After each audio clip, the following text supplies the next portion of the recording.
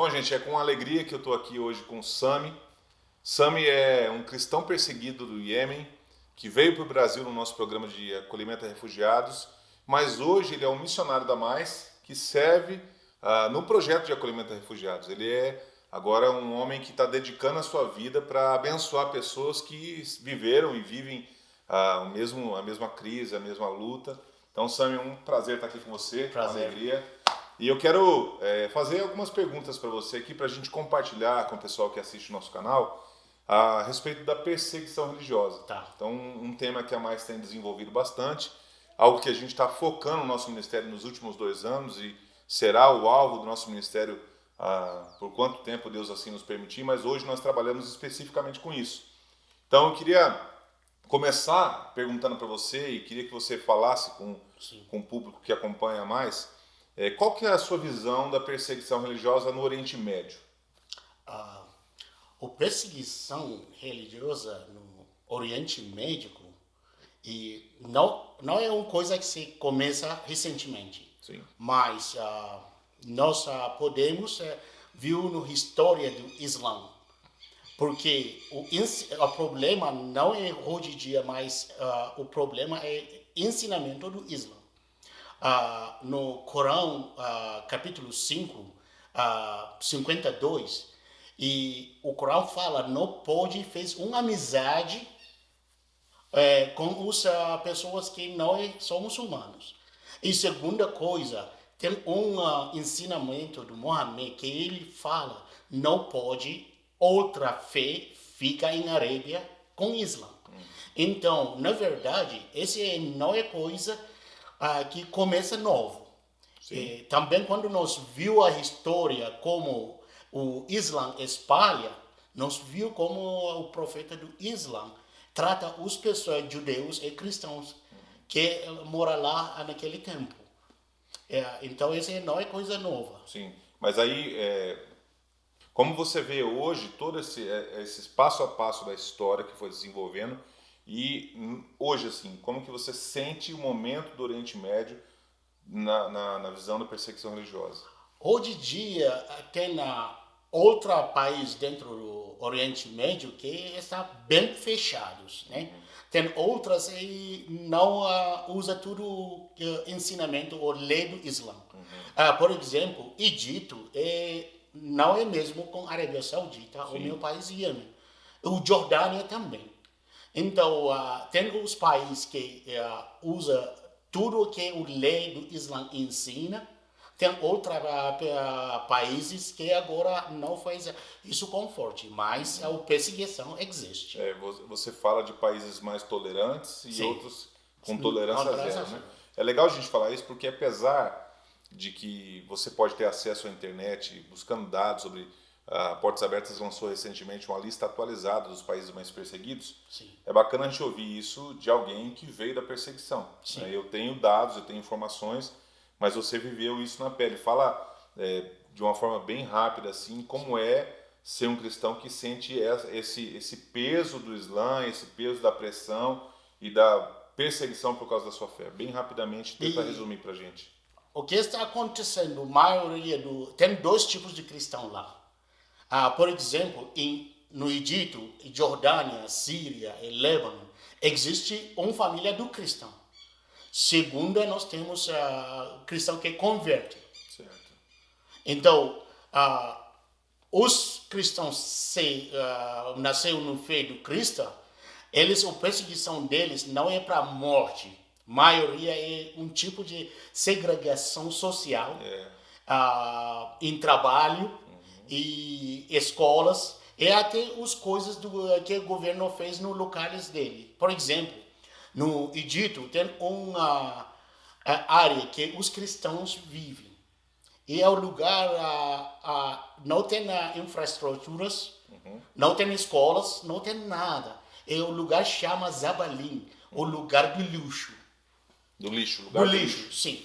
E no outro lado, as pessoas que convertem, na verdade, eles se sentem mais perseguidas do que a outros. Por exemplo, no lei do Islã não pode o muçulmano converte. O ponto disso é para matar a pessoa. A perseguição começa com a família de pessoa. Porque as famílias estão sentindo, eles sentem, e para as pessoas que convertem, ele trouxe um tipo de vergonha para a família. Então, eles preferem matar a pessoa antes de outra pessoa sabe a situação. Descobrir a situação. Sim. Para não envergonhar o nome Sim. da família. Então, são situações distintas, sim. né? No caso do Sami, ele viveu essa questão de alguém que vinha do contexto muçulmano e a perseguição fez com que ele perdesse tudo. Sim. Né? É uma coisa que eu me pergunto, e talvez quem está assistindo a gente, acompanhando o trabalho da Mais, também faça essa pergunta. Por que o cristão perseguido, mesmo com toda a pressão, mesmo com todos os prejuízos que ele toma, mesmo com toda a instabilidade, a incerteza do futuro, por que esses caras, como você, não abandonam a fé, não abandonam o evangelho? Na verdade, essa é a misericórdia de Deus. Nós somos humanos, mas não tudo outras pessoas. Mas o Espírito de Cristo em nossa vida, em nosso coração, dá para nós essa força para continuar, para não abandonar, né? E segunda coisa, o fé cristã é bem diferente do que o fé eu via nasceu. Por exemplo, no fé cristã é um relacionamento, nós sentimos e o Deus sente bem perto de nós. Até nós ficamos filhos de Deus, até Jesus chama-nos amigos.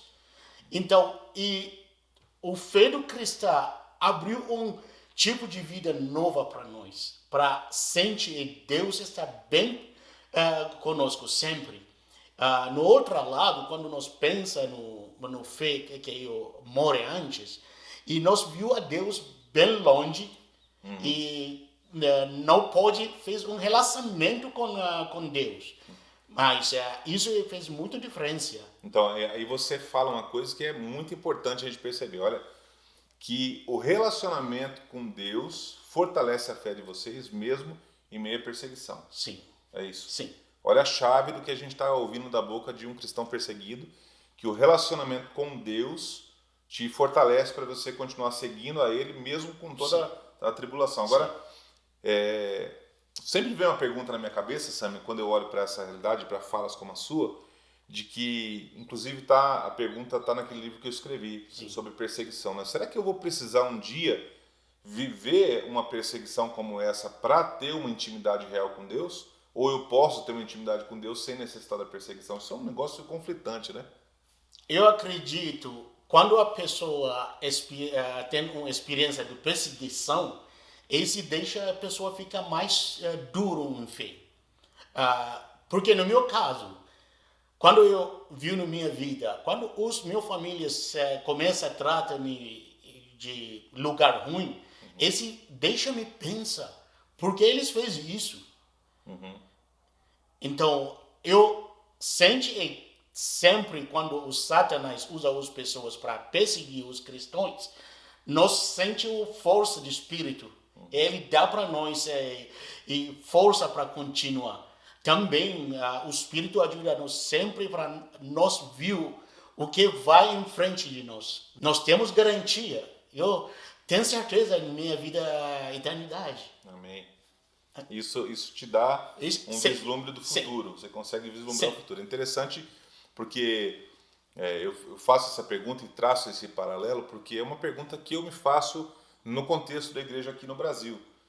Nós temos total liberdade, nossa fé é livre, eu posso sair com a minha Bíblia para a rua, apesar de que a gente vive hoje um momento de algumas instabilidades na sociedade, enfim, mas eu posso abrir uma igreja, a porta da igreja e pregar, fazer um culto ao meio-dia, à noite, qualquer hora. Eu tenho essa liberdade de andar com a minha Bíblia na rua. Então, muitas vezes quando eu sinto, Sami, que eu tenho essa liberdade, talvez eu não faça um bom uso dela. Sim. Talvez eu não a valorize. Sim. Como que é a valorização, por exemplo, da palavra de Deus para um cristão perseguido? Por nós não temos Bíblia mesmo vocês têm. Outra vez, nós só temos papéis e nós lê e compartilhar com outras pessoas. Então, o bem difícil para nós temos a sede da palavra. E aqui vocês têm liberdade, então vocês não viram essa coisa com valor, mas nós temos a sede para a palavra. A sede para a palavra. Então você olha aí e dá uma olhada quantas Bíblias você tem na sua casa, né? Quanto Sim. acesso a gente tem à Sim. Bíblia, né? Enfim, eu acho que a perseguição tem produzido na vida de cristãos uma fé um pouquinho mais calejada, Sim. uma fé mais consistente. Sim. E uma fé que não se abala facilmente. Sim, né? verdade. Isso é muito interessante, é bom para a gente pensar, Sim. eu e você pensarmos sobre o que a gente acabou de ouvir da boca de um cristão perseguido. Sami, eu costumo dizer muito que nesse exato momento, quando a gente está conversando aqui, existe algum cristão perseguido em algum lado do mundo, algum lugar do mundo, que está orando para que alguém seja a resposta de Deus na vida dele. Sim. E a gente tem acompanhado e vivido isso há muito tempo. O que um cristão perseguido, cara, espera de um cristão que é livre? Qual que é quando você está sendo perseguido, quando você está vivendo o cerne da perseguição, aquele olho do furacão, quando você ora a Deus, o que você espera da igreja que está do outro lado do mundo, que está livre? Sim. O nosso espera, primeira coisa, e nós espera nossos irmãos na igreja livre, sente a nossa dor. Nós precisamos amor, até uma palavra, no qualquer jeito que chega a nós e a igreja fala, nós estamos com você, orando para vocês, e esse deixa nós ficar com força. Mas a maioria das igrejas livres está orando em coisas que nós não queremos. Nós precisamos a igreja livre para orar, para Deus dar para nós a força continuar. Nós não precisamos perseguição para parar, porque nós aceita a realidade, acreditamos quando a pessoa segue Jesus, vai ficar perseguido.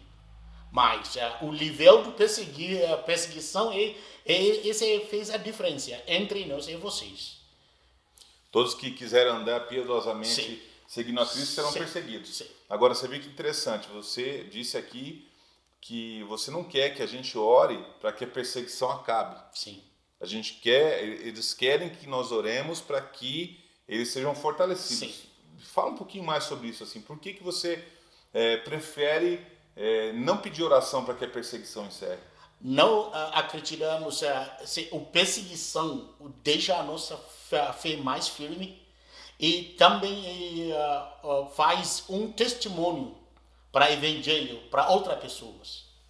Então você prefere passar a perseguição para se manter firme e continuar testemunhando do que pedir para a perseguição cessar. Isso é interessante, é legal você falar isso, porque eu não vivi a sua pele, né? Mas você está falando de algo que está no teu coração e você está me ensinando muito com isso aqui. Eu espero que a gente esteja aprendendo juntos aqui sobre o coração de um cristão perseguido. Agora, se você pudesse estar frente a frente hoje com um cristão da Igreja Livre, que não tem conhecimento nenhum da Igreja Sofredora, não conhece sobre perseguição, mas se você pudesse em alguns minutos contar a sua vida para ele e dar uma mensagem para ele, o que você falaria olhando nos olhos das pessoas?